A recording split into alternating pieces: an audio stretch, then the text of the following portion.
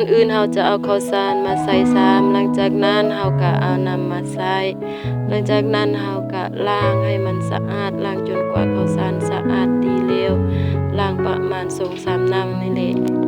หลังจากที่เราล้างสะอาดแล้วเราก็ลิน้ำมันออกแล้วเราก็เอามาใส่หม้อเพื่อที่จะต้มนั่นเองแล้วเราก็เอาน้ำใส่พอประมาณหลังจากนั้นเราก็ไปดังไฟแล้วเราก็เอาหม้อมาตั้งไว้หลังจากที่เราต้มข้าวสุกแล้วเราก็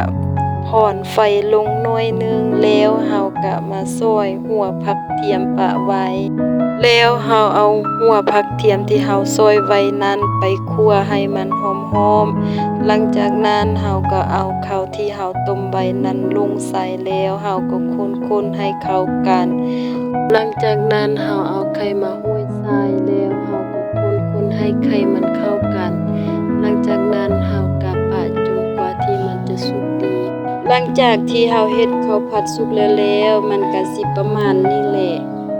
หลังจากนั้นเราก็หางผักข้าวให้ลูกของข้อยและหลานของข้อยกินให้มีสุขภาพแข็งแรงดีตุ้ยดีผิวงาม